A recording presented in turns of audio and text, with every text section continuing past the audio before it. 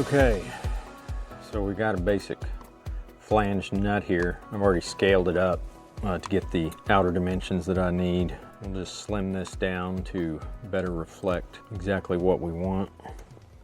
Good chamfer on that, and then get some threads in here. We'll do a 24 threads per inch. Thread out our model here. It's looking good. And I want to shorten this sucker 1/8 inch. Well, that's good enough for me. We're going to try printing that. Straight ones came out good, and we'll try printing that and see what happens.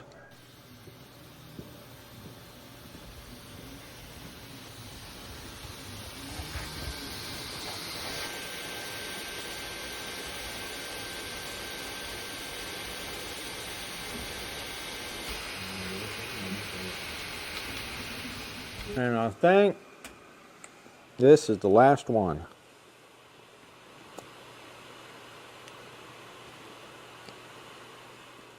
Look at that.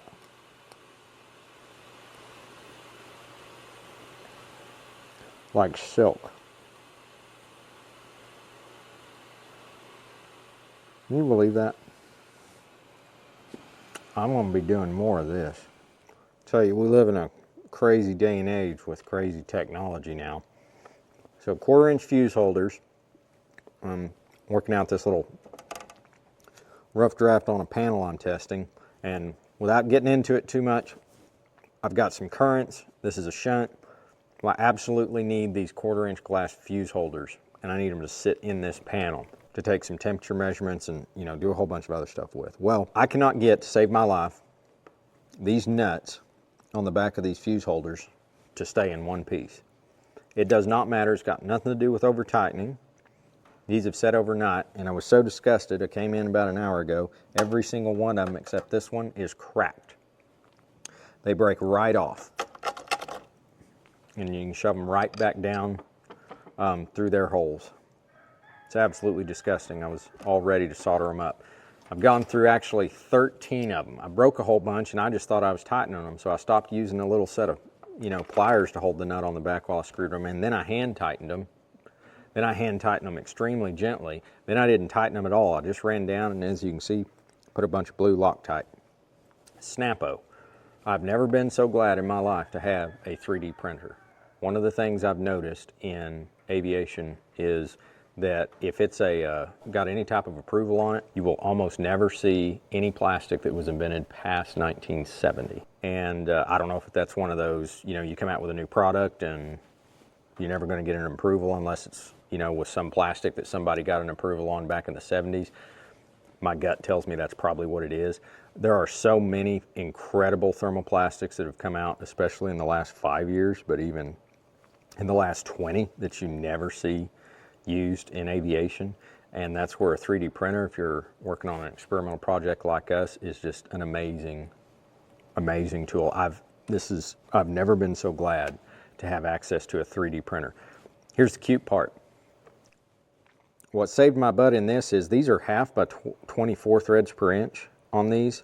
That's going to be a special order tap. And I'm sitting there imagining myself, well, even if I thank God I have a 3D printer, but even if I go out and print a flange bolt like this, and I'm going to make it thicker and stronger, I'm imagining using like a thread mill or something to thread these things to 24 threads per inch. And there's no good, you know, way to chuck these up in a lathe, you know, and cut them out with an ID thread tool. So I actually printed them, and you cannot believe how well that works. I mean, I was blown away. I've seen guys and heard of guys printing, you know, real coarse threads on 3D printers. These nuts, I mean, I used a big fat, I mean, this is nothing fancy. I used a big fat 1mm nozzle, just blew it away. You know, they took 90% infill, they took like, and it wound up being basically 100, you know. And it wound up taking about 2 minutes to print, but you can print, for most people, they would consider 24 threads per inch very fine threads. And unless you're from a firearms background, but in machining, that's very fine threads on a 1/2 inch bolt. And they come out perfectly. They fit like a glove. They fit better than the factories. And the plastic is about 3 times stronger. This isn't ABS, old brittle ABS, you know, that I think they cold work the taps. I don't really care, you know, when they were running them through these nuts. I don't know why, I don't really care, but all I know is I could not believe how well 3D printing threads in a nut work. It's unbelievable. So praise the Lord, because y'all probably know that's a whole lot of money sitting right there. And I'm thinking about, metal's gonna weigh a bunch. I've got to have these 1/4 inch holders. So I am going to, this is not the first time I've run into this, I'm going to start leveraging that 3D printer a whole lot more, especially when you can get that level of detail on the threads, and then you know exactly what type of plastic it is, exactly how it's been treated, you know, what its standards are. And even though these things may have an approval on them, you know, to think that you can get an approval on something that's that brittle, that literally just sitting here overnight will get snapped. So thank God in experimental aviation, you know, you can branch out a little bit, and I'm really going to start leveraging this on more products, because that is an extremely lightweight solution. There's all kinds of incredible plastics. An amazing day and age we live in. But any of you guys, if you happen to have access to that or know someone that does, and you need a job like that done, you get somebody to CAD draw you that thing up, just have them print it cold with the threads and all, you might be surprised how well that works.